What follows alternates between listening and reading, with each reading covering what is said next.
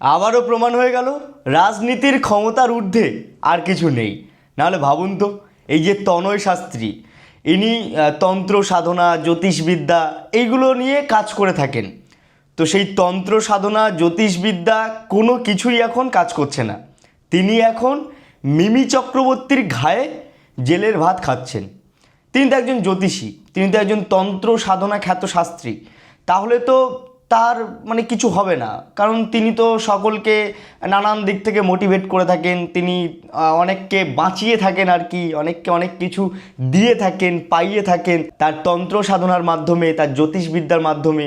তাহলে এখন যখন তৃণমূলের প্রাক্তন এমপি মানে লোকসভা সাংসদ মাননীয়া মিমি চক্রবর্তী, তিনি অন্যায় করেছেন কি করেননি সেই বিষয়টা আমি জানি না, কারণ সেখানে আমি উপস্থিত ছিলাম না। কিন্তু সোশ্যাল মিডিয়ার ভিডিওর মাধ্যমে এবং তনয় শাস্ত্রীর কথা মতো সেখানে কিন্তু তনয় শাস্ত্রী ঠিক আছে, মিমি চক্রবর্তী ভুল আছে, মানে সোশ্যাল মিডিয়া থেকে যতটুকু জানতে পেরেছি আর কি। তবুও কিন্তু তনয় শাস্ত্রীকে এখন জেলের ভাত খেতে হচ্ছে, আর মিমি চক্রবর্তী কিন্তু ওই শেষ না শুরু কি দেখবে বলেছিল সেটা দেখে দিল।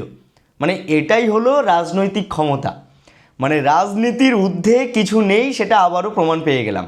আর এই যে জ্যোতিষবিদ্যা, তন্ত্র সাধনা, এই পাথর ওই পাথর, এই মাদুলি, এই যে এত কিছু মানুষজন ব্যবহার করে, সেটা যে ভুয়া সেটাও প্রমাণ হয়ে গেল। এছাড়াও আরও একটি বিষয় কিন্তু বেশ ক্লিয়ার, যারা রাজনৈতিক ক্ষমতাতে থাকে, যে নেতা নেত্রী মন্ত্রীরা, তারা সেই ক্ষমতার অপব্যবহার কিভাবে করতে হয় সেটা বেশ ভালোভাবে জানে, এবং সেই ক্ষমতার অপব্যবহারের মাধ্যমে মানুষের ক্ষতি কিভাবে করতে হয় সেটাও ভালোভাবে জানে।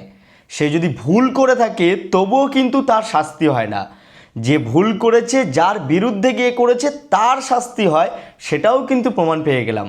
মানে এই রাজ্যে বলো, এই ভারতবর্ষে বলো, এই রাজনীতির গলাগণ্ডে যত কিছু রয়েছে সব কিছুতেই কিন্তু ক্ষমতার অপব্যবহার চলছে, সাধারণ মানুষের ক্ষতি হচ্ছে, রাজনৈতিক নেতামন্ত্রীরা যারা প্রভাবশালী, যারা আর কি ক্ষমতাবান, তাদের লাভ হচ্ছে। এটাই রাজনীতি, এটাই রাজনীতির নোংরা খেলা।